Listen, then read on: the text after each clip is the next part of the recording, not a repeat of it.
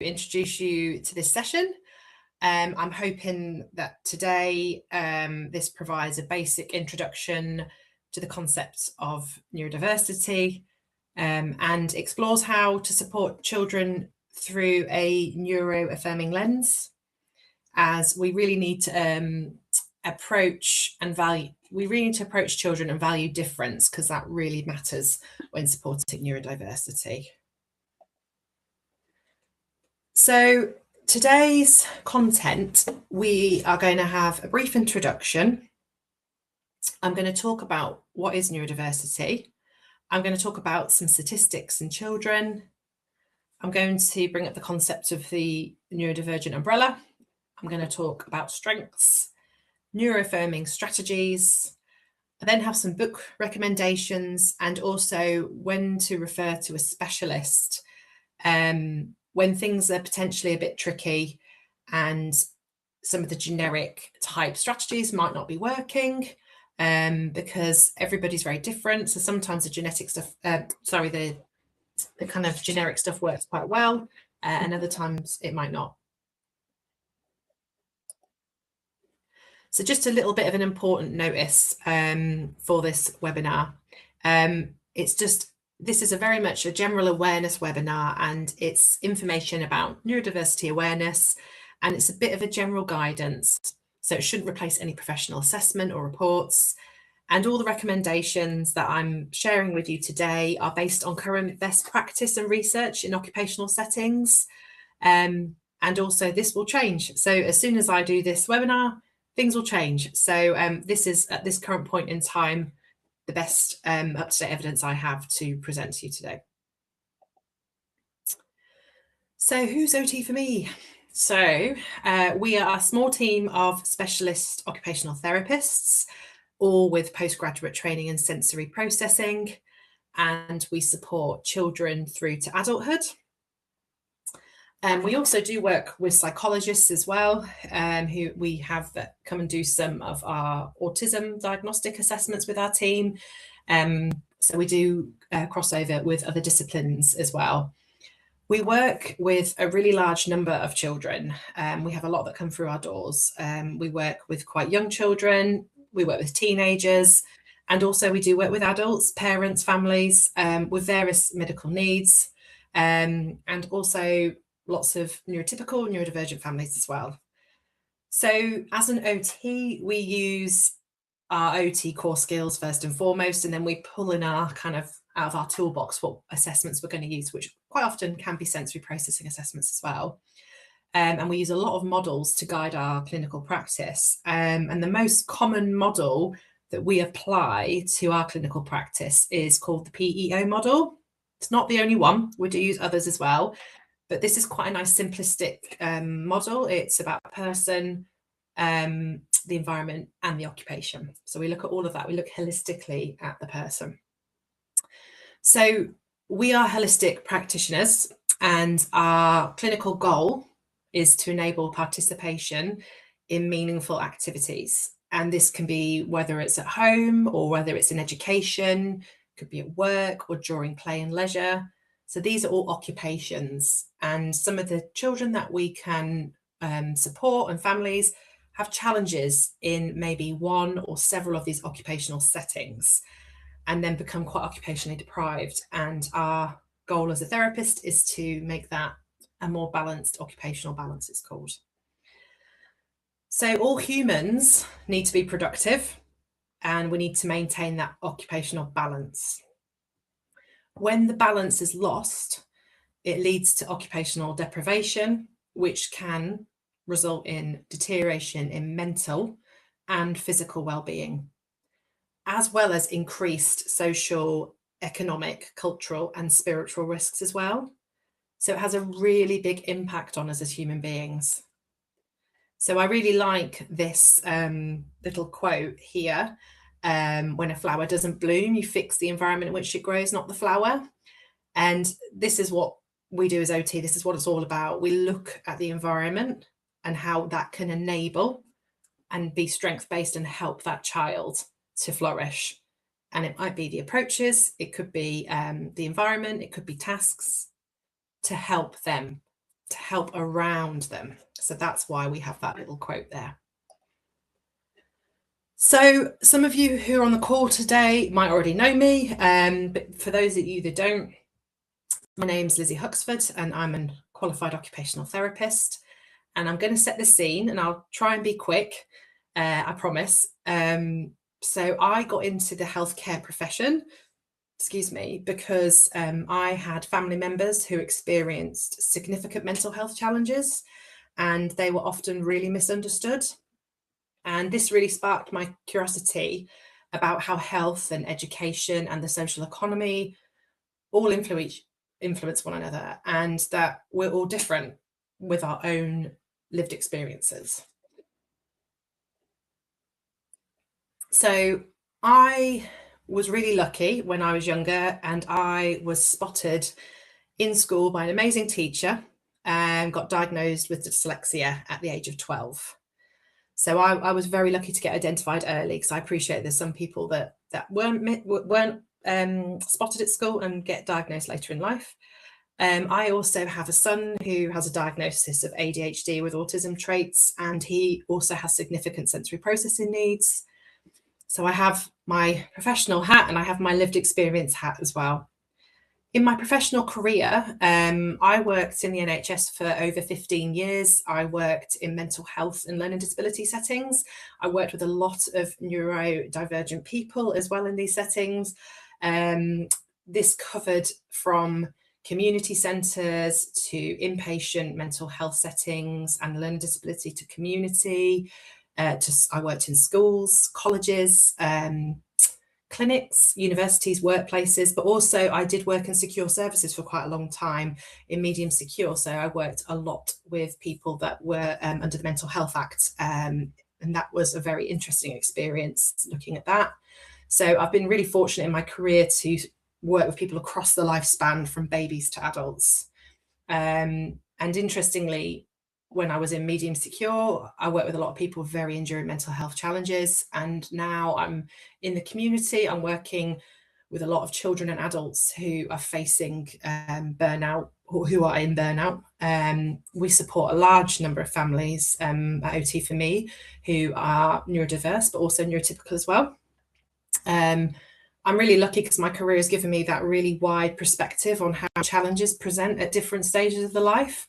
And that's what sparked my interest with sensory processing, because there was an element that was missing, and that really helped me understand the anatomy and the physiology. And I've luckily just got funding, a grant to help further study in my master's to look into this more, because I'm very interested in neuroscience. I'm a bit nerdy. I like neuroscience, I like the environment.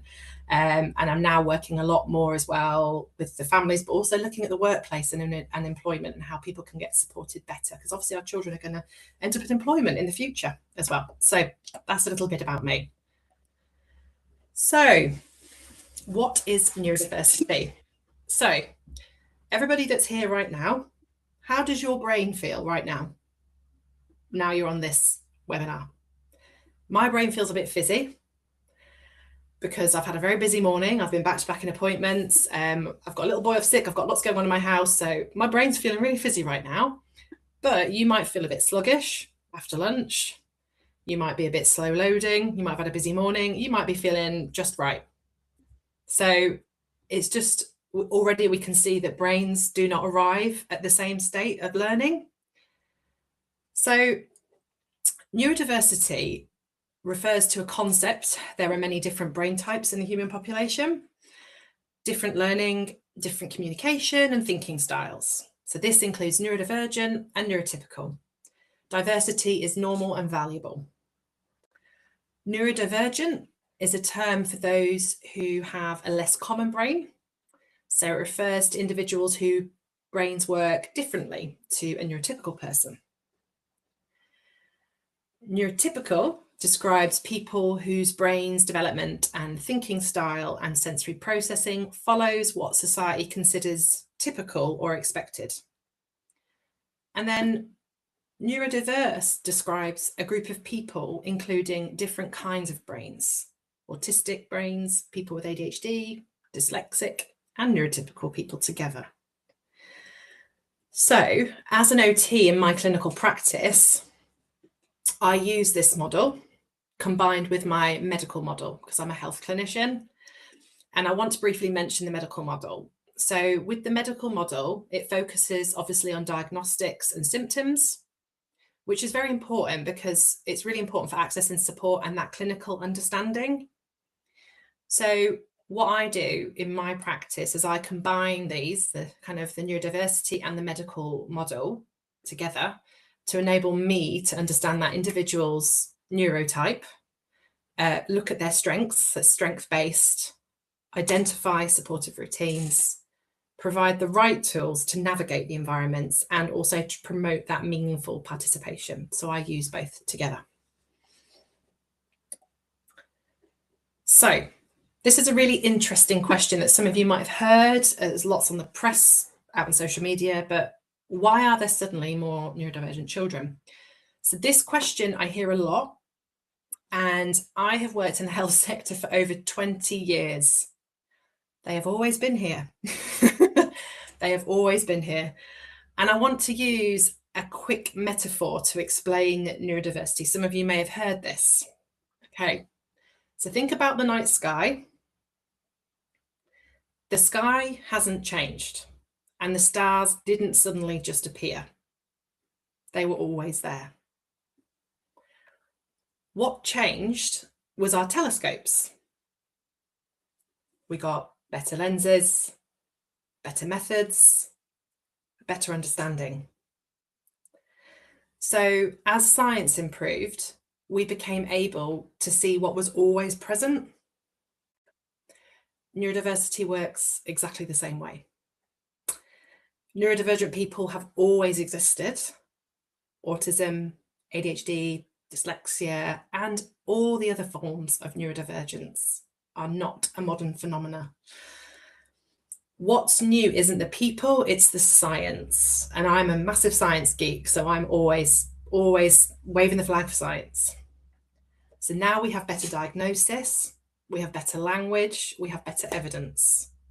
So that improved understanding allows us to recognize the differences that were previously misunderstood, overlooked, and mislabeled. And I very much have seen that in my career in healthcare settings. So when we talk about neurodiversity today, we're not describing something new. We're finally seeing the full picture more clearly. So here are some current statistics in the UK. This is just a couple, it's not all of them. So it's just to kind of bring that to light about we are seeing more diagnostics coming, children coming through with diagnosed health conditions. Again, better diagnostic tools, the science, the evidence is better. So as you can see, excuse me, last year, NHS Digital estimated around 5% of children and young people have ADHD. And then we can see that now there's been increasing waiting times for autism assessments. So we have seen an increase in more children and adults being diagnosed. The statistics are always changing. So again, these will get updated all the time. So there is a whole spectrum which falls under this umbrella. And please note, this is not I can never say the word exhaustive list. There are many more wonderful types of brains. So this isn't all of them. These are just different brains that I've put into here, and each has a unique communication and learning style when interacting, working and living with them. I've put the most common ones that we see at OT for me, neurodiverse brains under here. There also is acquired neurodivergency as well. So just letting you know, there are so many. So this isn't all of them. So, and again, this changes all the time. This umbrella changes and there's lots of different interpretations of it as well. So as an occupational therapist, we may use the word health condition at times. And just to let you know, that is in line with the UK ICD-10 classification system. And this is just language for us that helps provide that accurate support while remaining respectful and person-centered and recognizing that no one is defined by their diagnosis. I'm just going to go over briefly over each condition to give you a little bit of a basic overview. So autism, or autism spectrum condition, in the ICD-10 is classified as a neurodevelopmental condition that affects how a person communicates, interacts socially, and processes information. It is called a spectrum because it presents differently in each individual, so in a varying level of support needs. I'm only going to go over these briefly because we don't have a lot of time today. ADHD is a condition that affects people's behavior.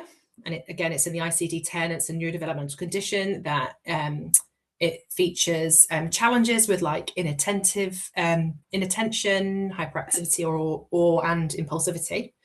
And there are 3 subtypes in the diagnostic manual. So you've got combined presentation, predominantly inattentive presentation, and predominantly hyperactive impulse presentation.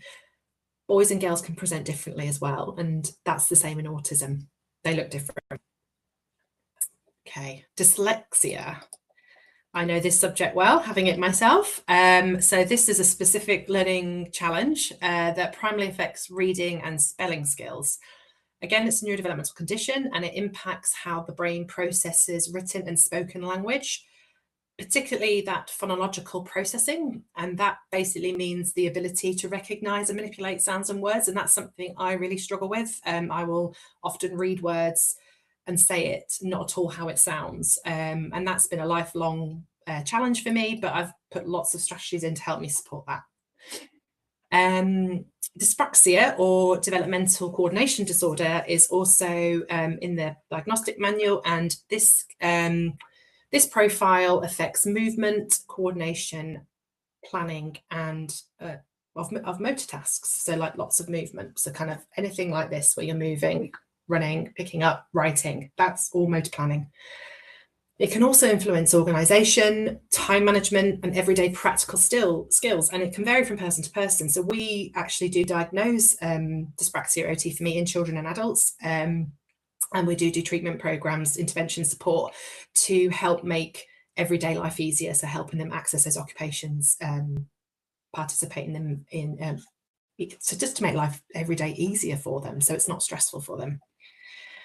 So dysgraphia is interesting because this one is quite often underdiagnosed. It's a specific learning difference which impacts writing skills. Though undiagnosed, it often can co-occur with dyslexia and ADHD. So it can make the precise measurement of this very difficult. So some of these profiles do overlap each other as well. So just to put that out there, so you can have co-occurring conditions.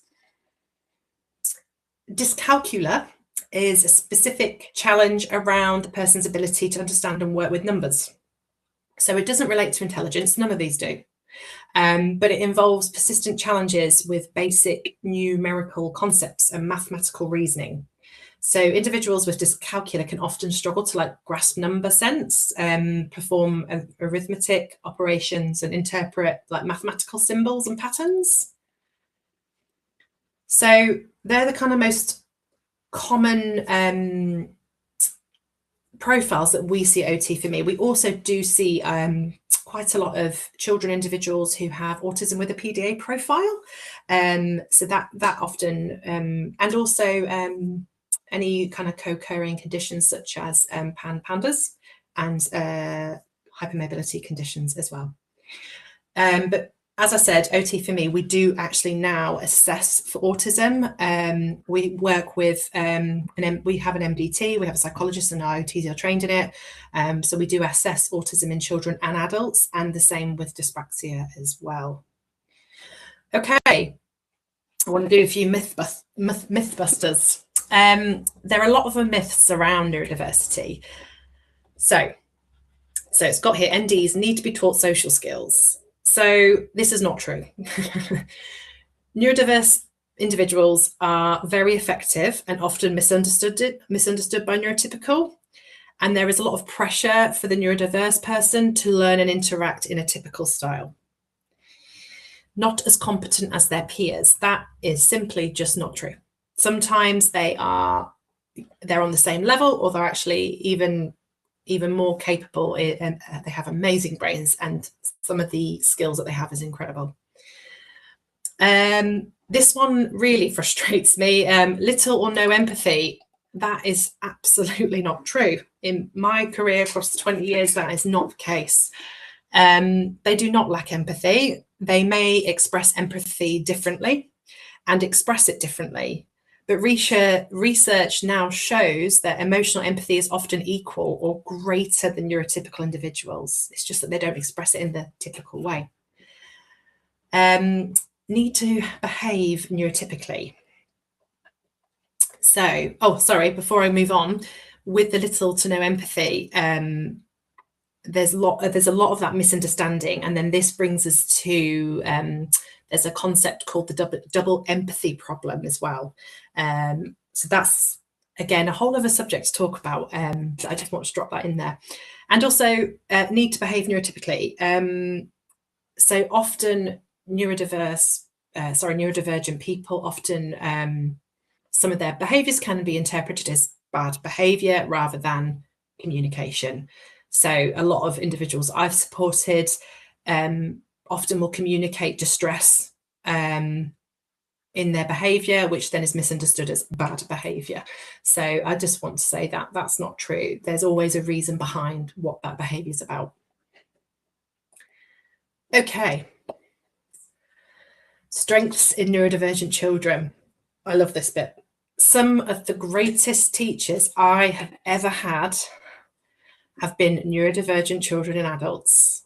It's been an absolute privilege to support them and be involved in their lives.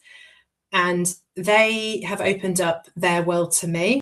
And in doing so, they taught me more than I ever expected.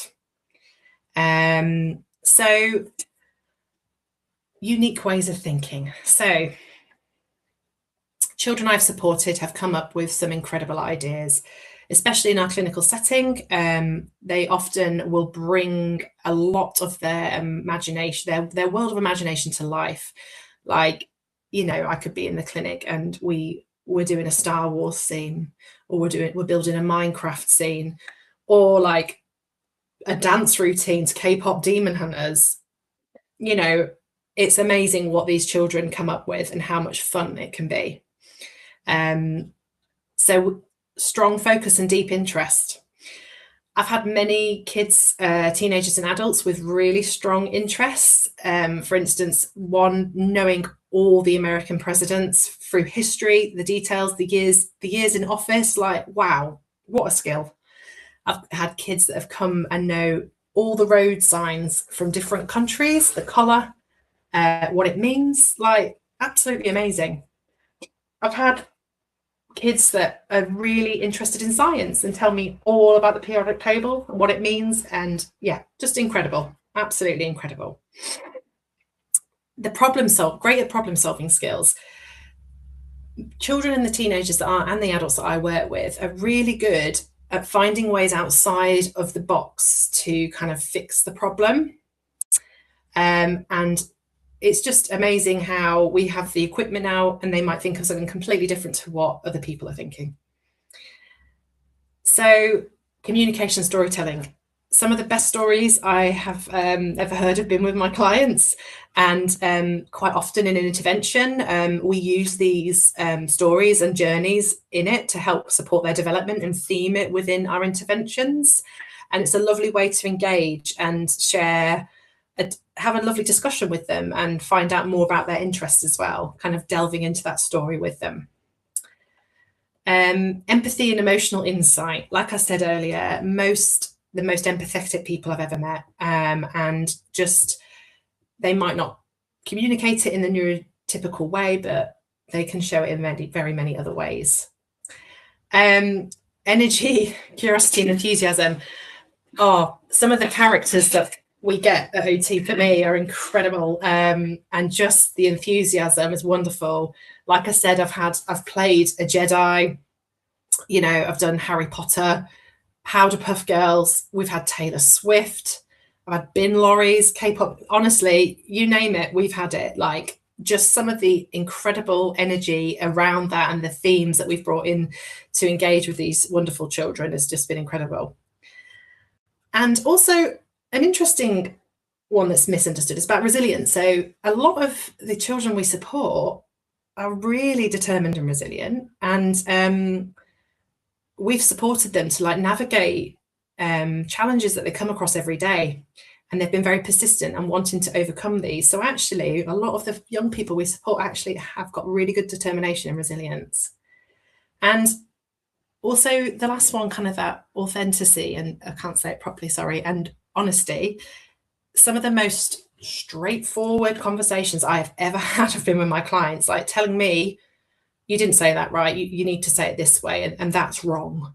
Great, you know, that's brilliant. It's a great way to communicate. You know, they might remind me that actually I said that last week and I need to correct it to that. Wonderful. They're actually being really honest with me, which I really, really value in my sessions.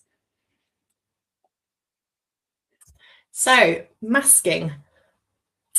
This is a really interesting subject. So as humans, we all do this, can become default for many people. It's something we've picked up over the years, or it's just a way that we blend into kind of social situations and we get through the day without being noticed in some way.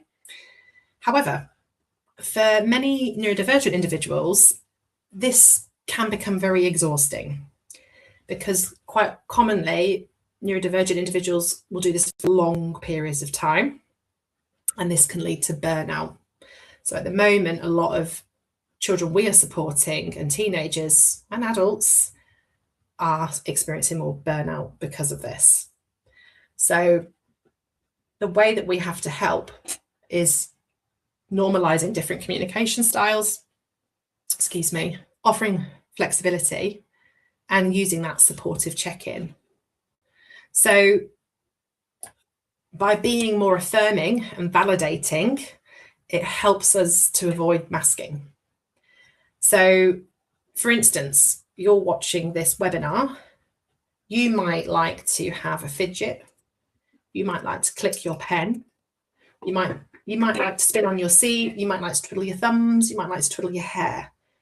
If you were told you couldn't do that, how hard would that be, not being able to do that? And that all links to our sensory processing, which is a whole other another subject. So I work with a lot of children who do mask, and what we try to offer at OT for me is to help them feel safe, so that they can feel relaxed and they can stim if it's safe, if it's a safe stim. You know, if they have some complexity with stims, please get in touch with us, because that might be a bit more of a complex profile, might need a bit more of assessing. But we will provide those quiet environments so they can move, or they can have a quiet space. Acceptance of flapping hands, that's okay.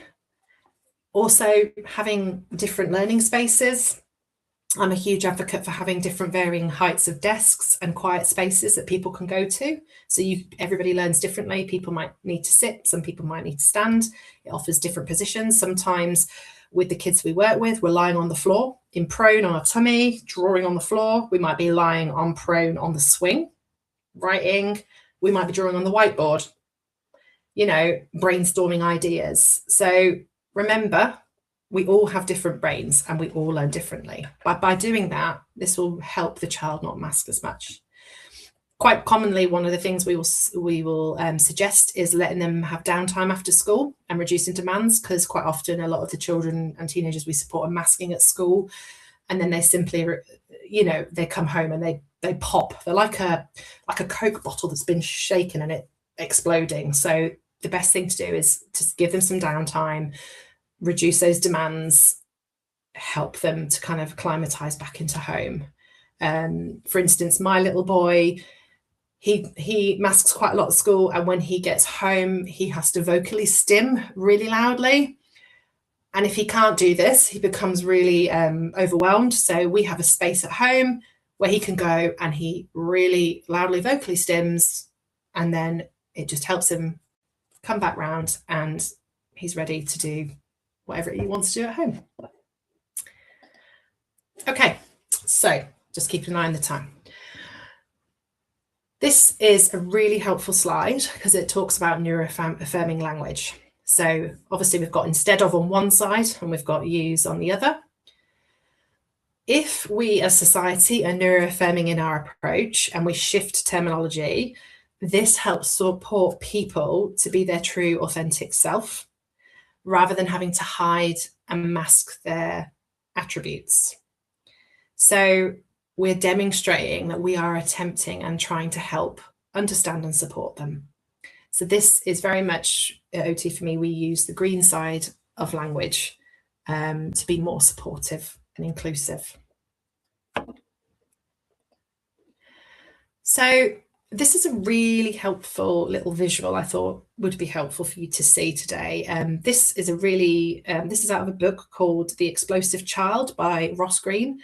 Really recommend it. We have a copy at OT for me, so if you're ever in the building, come and have a little look on our little bookshelf and have a read. It's a really nice visual to refer to, and this looks at shifting that kind of mindset to won't do it to can't do it. So it talks about kind of the capacity versus capability. So basically, as an OT and other healthcare professionals, we are the detectives, and we're trying to find out what that barrier is and what the stresses are to reduce them. We're trying to find out what that unmet need is, what is the skill deficit if there is one, and then to teach them. So this is a really, really interesting visual, and I really recommend having a little look at this book if you're interested.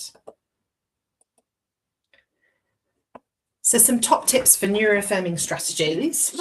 This will all look different for some of our neurodivergent children.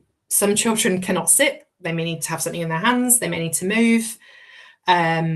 We have to think how we can support that in day-to-day tasks. They may need not to look at you, but they're listening.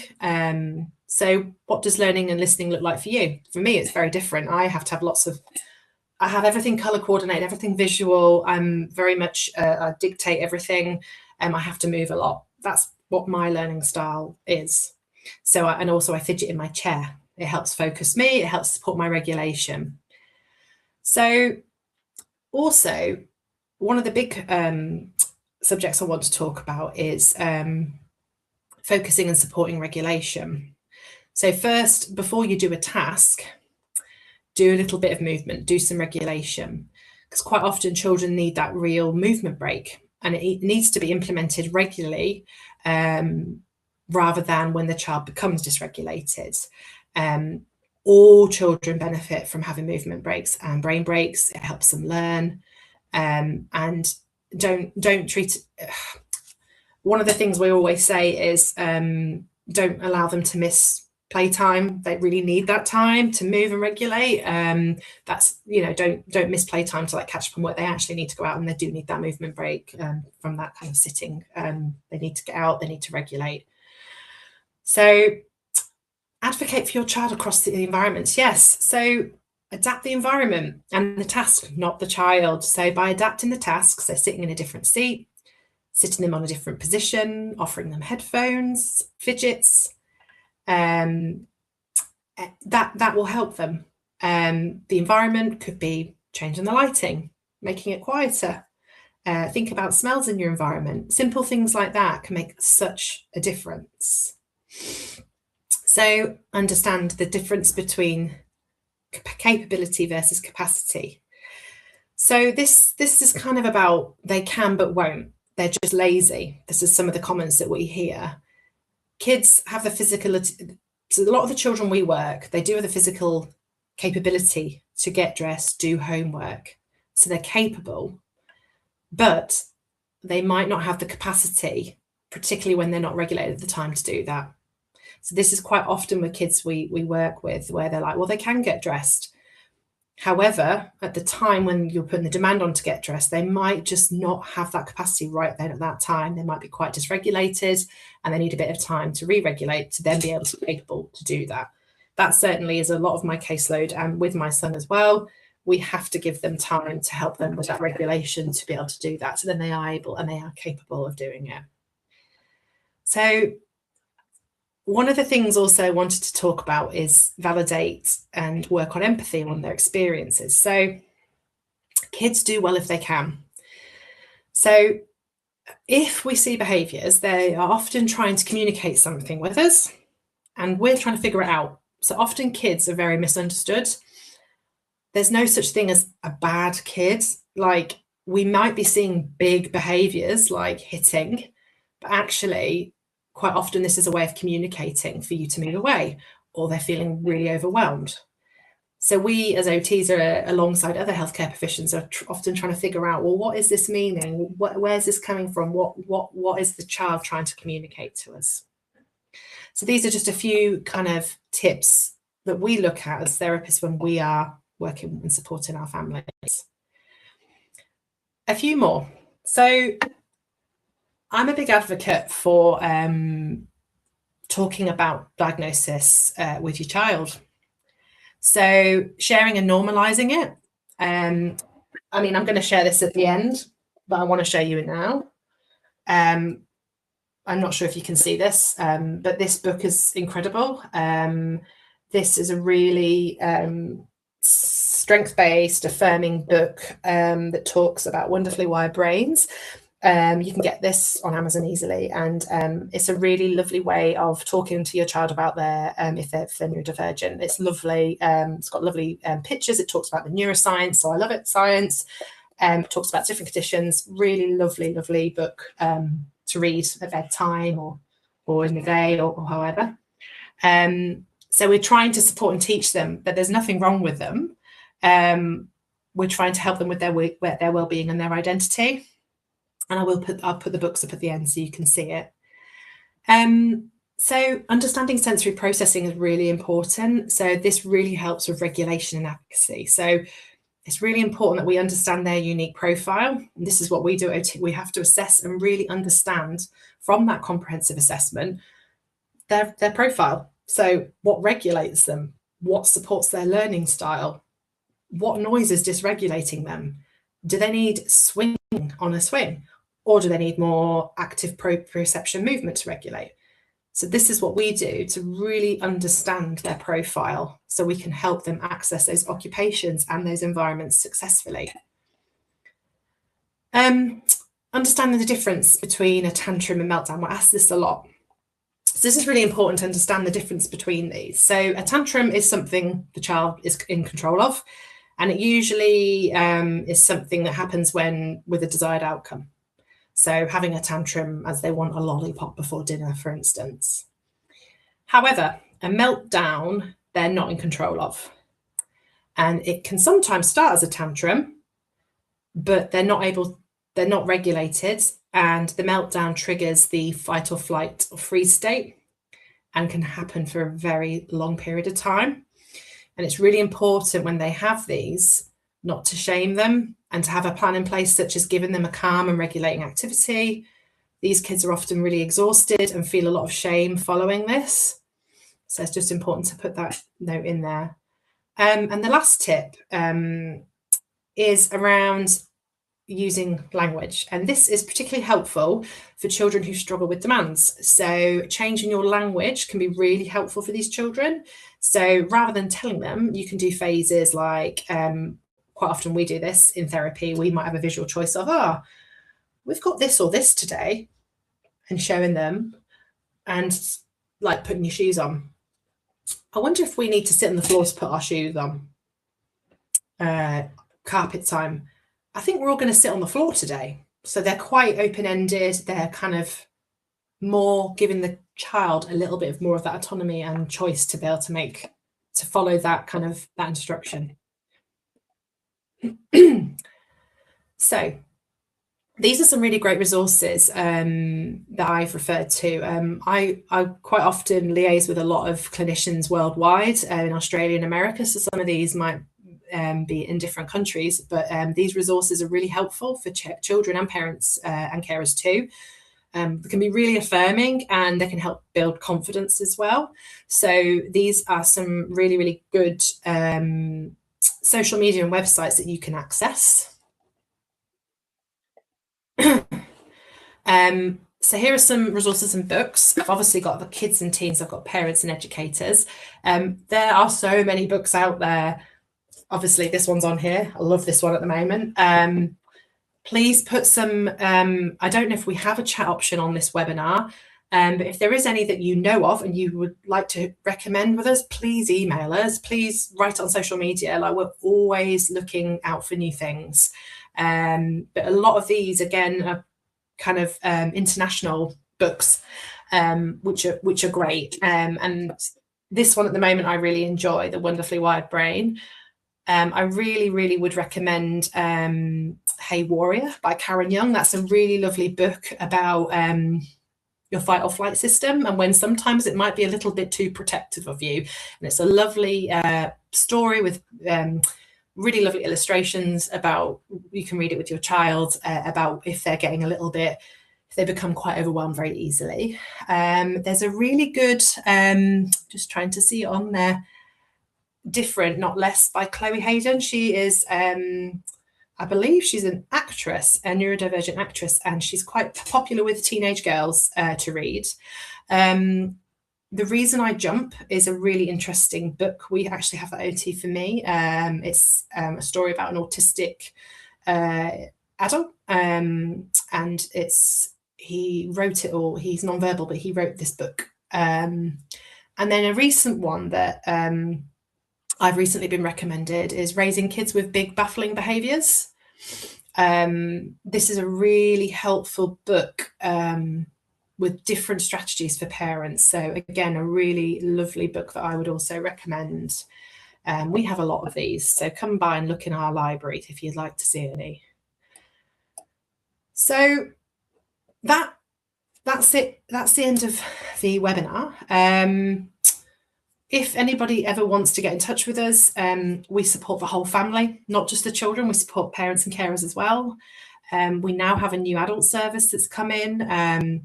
We do a lot of therapeutic OT coaching to support parents to help parents with their sensory lifestyles. And I believe as well with our new autism diagnostic service, there's free workshops a year that Louise is providing for practical support. You come to our base, and as part of that package, I think you come and have 4 practical hands-on sessions with her. One last thing for families that are on our waiting list, if you are on this listening, if there's a cancellation on our service, we are offering last-minute parent sessions for consultation. So if there's a cancellation and one of our therapists has got a slot, please let us know. If you're interested, just send us an email, because then we can pop you on that list as well. So as you can see, we offer quite a lot. And I will put the next slide up. So please scan our QR code if you'd like to book a call in, or you'd like to receive our newsletter. That often has lots of really exciting things that are coming up, new groups, or any new services, or any resources that we'd like to share with you. So please get in touch. But that's the end for today.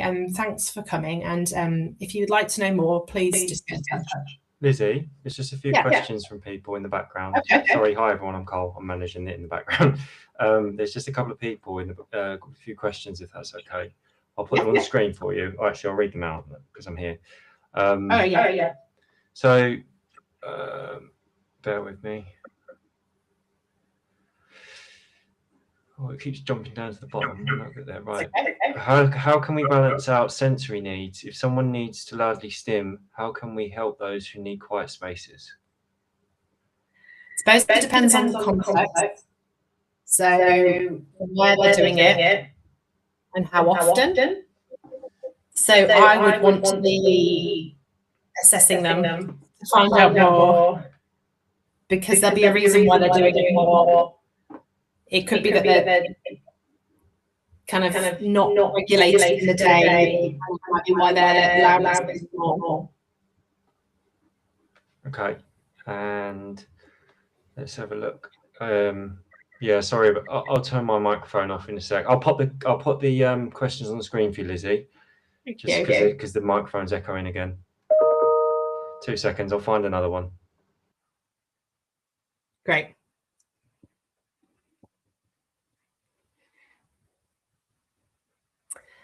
Any top tips to help with transition to learning? I'll start homeschooling. I might need some special tips. Ooh, interesting one. Again, it's really tricky because obviously I don't know the context of your kids' backgrounds, profiles, situations. I think it depends on their learning style. Do they need to see visual things about the transition? Lots of information about it. It's the rules of it. How can you do it graded? A transition to school if they've been home educated for quite a long time. I mean, at the moment, I'm supporting a young family with supporting them into alternative provision. The children haven't been in school settings for a very long time, but it's around somewhere that they can go and share an common interest with their peers. And it's taking a lot of graded support, a lot of feeling safe with the adult, a highly motivating interest to get them there, and also planning and giving them the visual structure as well around what it is. They know what it is, where they're going, who with. It's quite complicated, but as an OT, I would grade that. So it could be that you might want to get in touch with us, that we can maybe help with you with that.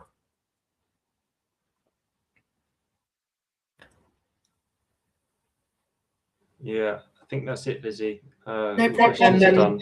Thank you. If anyone wants to please just scan the QR code.